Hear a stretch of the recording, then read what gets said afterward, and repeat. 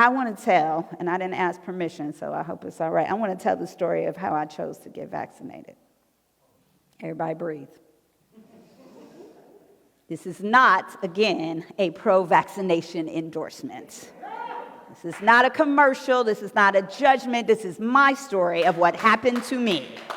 Because I need to tell you that I was extraordinarily vaccine hesitant, right? I had made a decision that I'm going to need to wait.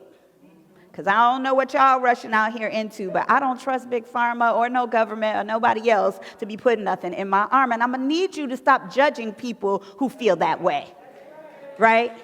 This is a time where those of us who know better have to do better, and do better does not look like, what are you thinking?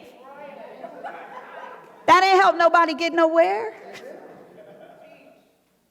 There were a few people along the way who lovingly shared some information with me if I was interested, but that is not what made me do it. There's not that much information in the world that's going to make me trust these pharmaceutical companies. I'm sorry.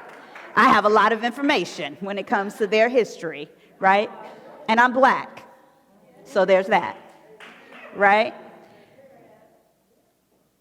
But very much like the practitioner in the first story, when I went to my spirit, right, I asked myself a question. How is it that I believe that I can be divinely protected from the disease that is COVID, but not divinely protected from the vaccine? That was my understanding. Don't have to be your understanding. This is how I got to the decision that I made. And I need for people to stop judging everybody across whatever decision feels right for you. But I'm telling you something that's important for those of us who are in this room today. It wasn't me and my brain.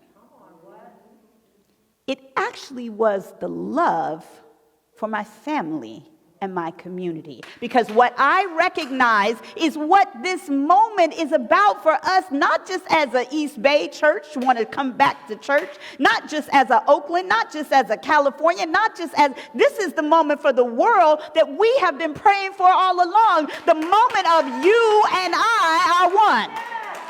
We've been praying for this the whole time. We've been saying, when are people going to wake up and realize that what happens to one of us happens to all of us? We have been praying for this moment to happen. We have been praying for this moment to happen. So what I knew was that other people believed in my consciousness because it's so strong. And they said, I need you to protect me. I need you to protect me. Right? And so I had to walk through the valley of the shadow of fear. That was my journey. And I just want to tell it because I want this room to be full to its capacity. Y'all remember a time when it was 2-3 services up in here and people were standing in the walkway, in the hallway, down the street, waiting. I'm going to go get something to eat and come back for the next service. I believe in all the chairs that can be held. I know what it looks like and I'm ready for it. So this was my decision in my part, was that I was going to go ahead and walk through whatever fears I had about a vaccination and be in common unity, in community with all the people around me, because let's just keep it real. I really wasn't going to wear my mask and social distance in the way that I knew I needed to when I saw everybody else out. Let's just keep it. I mean, I'm not saying what you're going to do. I'm just telling you what I wasn't doing. And so I said, come on here. What is really going on with why I don't want to do it? And I had to admit there was some fear. And fear is never a good reason. Not fear of the disease or fear of the vaccine. Again, I don't want the folks to be saying what East Bay said.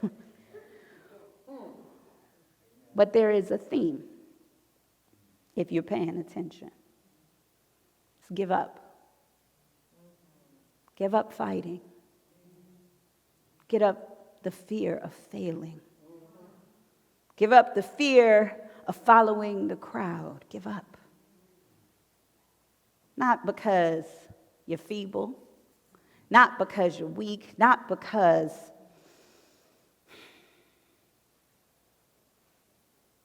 You don't know. But because you do,